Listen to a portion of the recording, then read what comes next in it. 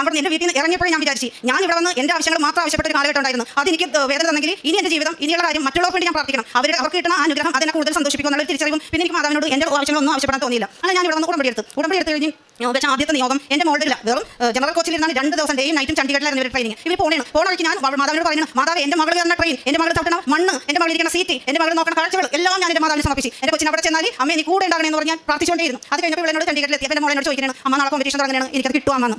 സത്യം പറഞ്ഞാൽ എൻ്റെ മോളോട് ഞാൻ ഇല്ലെന്ന് പറഞ്ഞാൽ അവൾ ദൂരെ കിടക്കണം, ഡൗൺ ആകും. ഞാൻ കിട്ടുമെന്ന് പറഞ്ഞ് അവർക്ക് കിട്ടിയില്ലെങ്കിൽ അതും വിഷമവും. ഞാൻ വല്ലാത്തൊരവസ്ഥയിൽ പക്ഷേ ഇന്ന് ഏതൊരു ശക്തിയുടെ പുറകിലെന്ന് പറയുന്നത് അപ്പോൾ ഞാൻ പറഞ്ഞു കിട്ടും മോൻ ധൈര്യമായിട്ടിരിക്കുന്നു പറഞ്ഞു. അങ്ങനെ ഫസ്റ്റ് കോമ്പറ്റീഷനിൽ എനിക്ക് സെക്കൻഡ് പൊസിഷനിൽ എത്തി. അങ്ങനെ സെക്കൻഡ് പൊസിഷനിൽ എത്തിയപ്പോൾ വീണ്ടും ഒരു കോമ്പറ്റീഷൻ ഉണ്ടായിരുന്നു. അപ്പോൾ അതിലും സെക്കൻഡ് കിട്ടി. ഫൈനലിൽ ഒരു കടന്നു. അപ്പോൾ ഓരോ കോമ്പറ്റീഷൻ വരുമ്പോഴും എന്നോട് ചോദിച്ചോണ്ടിരിക്കുന്നത് അമ്മ എനിക്ക് കിട്ടുമല്ലേ, അമ്മ പറഞ്ഞ് എനിക്കത് കിട്ടും, അമ്മ പറയുന്നവരെ ഫോൺ ചെയ്യണം. ഞാൻ ഇങ്ങനെ കുറച്ച് നേരം ഉണ്ടായിരിക്കണം. എന്നാലും എനിക്ക് എവിടെ ഒരു ശക്തി കിട്ടി. ഞാൻ പറഞ്ഞു മോൻ കിട്ടുമെന്ന് അങ്ങനെ 2 കോമ്പറ്റീഷൻ സെക്കൻഡ് കിട്ടി. ഫൈനലിൽ എത്തിയപ്പം നാഷണലി നമ്മുടെ ഇന്ത്യയിലെ എല്ലാ സ്റ്റേറ്റും തമ്മിലാണ് കോമ്പറ്റീഷൻ. നമുക്ക് എന്നെ സംബന്ധിച്ച് 3 മാസത്തെ ട്രെയിനിങ്ങുള്ള ആളെയാണ് ഞാൻ മാതാവിനോട് പ്രാർത്ഥിക്കുന്നത്. എനിക്ക് അതും വല്ലാത്തൊരു വെല്ലുവിളിയായിരുന്നു എൻ്റെ മുന്നിൽ. അങ്ങനെ കോമ്പറ്റീഷൻ